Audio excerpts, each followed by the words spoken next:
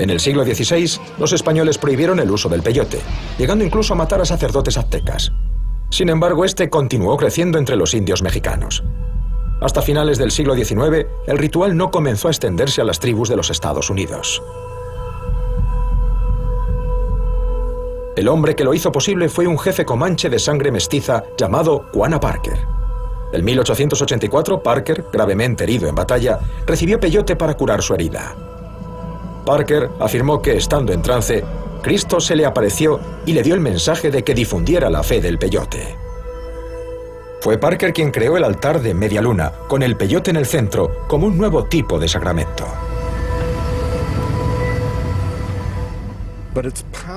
Sin embargo, el crecimiento de su poder se cimentó en que, coincidiendo con la decadencia de las costumbres tradicionales, la práctica extinción del búfalo de las praderas, el olvido de la sabiduría de los ancianos, la prohibición de la danza del sol y la pérdida de todas las prácticas rituales que habían hecho de esta extraordinaria cultura de las llanuras algo tan majestuoso, se trataba de algo que ofrecía un nuevo rayo de esperanza, una visión de Dios, una nueva posibilidad de vida misma.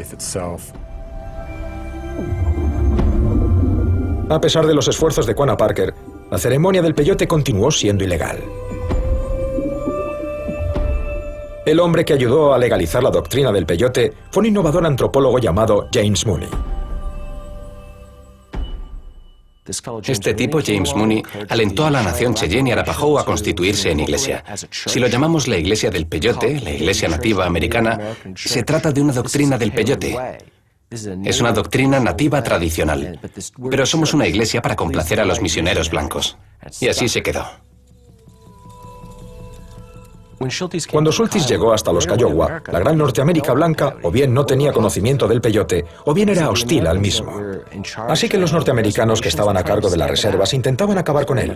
El peyote se mantuvo en la clandestinidad, ya que seguía siendo ilegal. La Iglesia Nativa Americana se constituyó formalmente en 1918, con unos 20.000 miembros distribuidos en varios estados.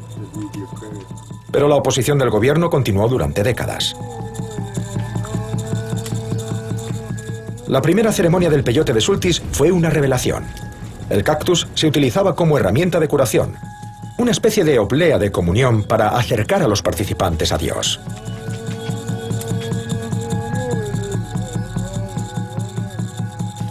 La ceremonia comienza tal y como lo hacía en tiempos de Schultes, con las palabras de un miembro de la tribu que está sufriendo. La paciente, Karen, ha sobrevivido a todo tipo de abusos. Ha venido para curarse. Es lo que la gente hace para sentirse bien, para distinguir entre sentido y sensación, para curarse cuando están enfermos, para equilibrar su energía y sus espíritus cuando están deprimidos. Ahora cantemos.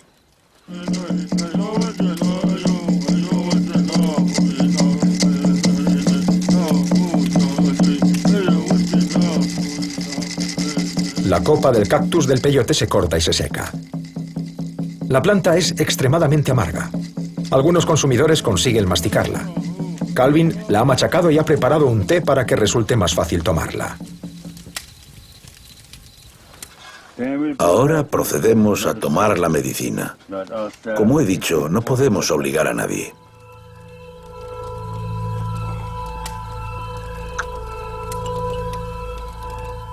A lo largo de la ceremonia, los participantes consumen el peyote como sacramento. Toman la cantidad que deseen. Lo que deben hacer es venerar la planta.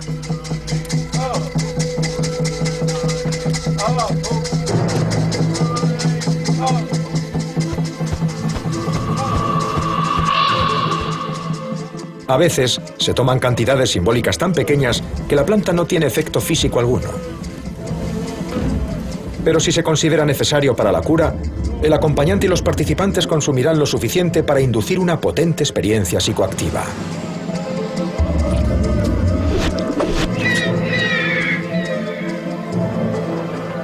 Sin embargo, tal y como descubrió Schultes, la experiencia tiene efectos secundarios. Más allá de las intensas visiones y la euforia, los componentes del cactus provocan a menudo náuseas y vómitos. Los acompañantes creen que es la manera que tiene la medicina de purgar la enfermedad del paciente.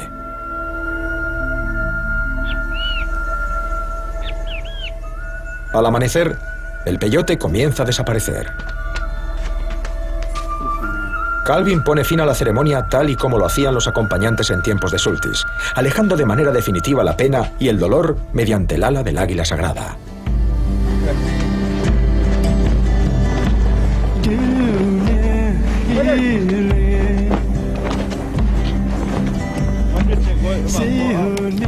En las primeras horas de la mañana se desmonta el tipi y se elimina toda señal de la ceremonia.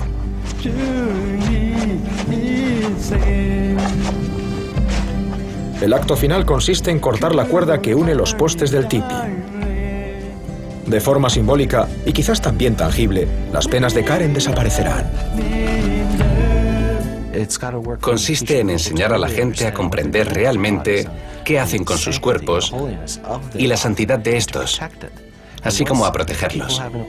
Una vez que la gente llegue a apreciar esto, puede que no le resulte tan raro a un anciano navajo sugerirle a un nieto que le acompañe en sus rezos a Dios, su creador, con el sacramento que llaman medicina, con M mayúscula. Y esta medicina hoy en día para ellos es el peyote.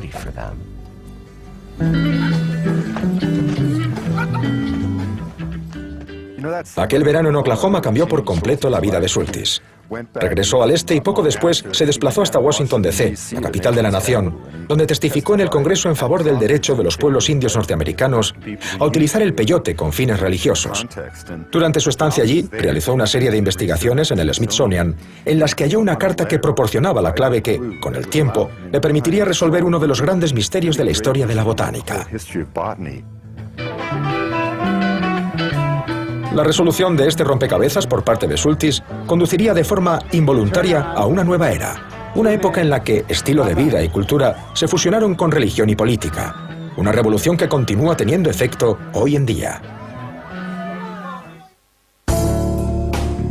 Durante su estancia en Washington, D.C. en 1937, el botánico Richard Evans Sultis se topó con una sorprendente carta entre las colecciones del Instituto Smithsonian. En la carta, un doctor mexicano, Blas Pablo Reco, se refería de pasada a un alucinógeno de larga tradición, el teonanácatl, o carne de los dioses, utilizado por los sacerdotes aztecas para estar en íntima comunión con su creador.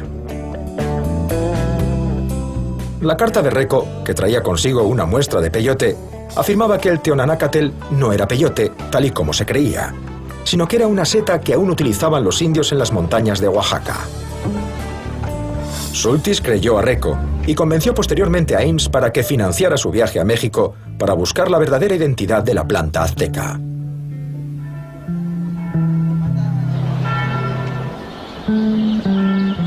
He venido hasta aquí para seguir el rastro del misterio. La carta de Reco fue la clave para resolver el puzzle, porque insinuaba no solo que el teonanácatl era una seta, sino que estas setas se seguían utilizando en ceremonias en regiones remotas de México.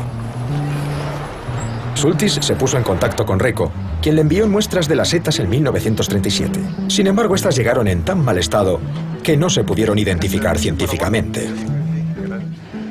En consecuencia, Sultis decidió viajar él mismo hasta México con el objetivo de encontrar cultivos de estas setas, si es que existían, de tal modo que pudiera recoger muestras adecuadas que le permitieran identificar por fin esta misteriosa planta sagrada de los aztecas. Así que vino en autobús de línea hasta México, donde se encontró con Reco. Juntos viajaron en tren hasta el sur a través de las montañas de Oaxaca y posteriormente a caballo hasta llegar a la pequeña comunidad mazateca de Huautla.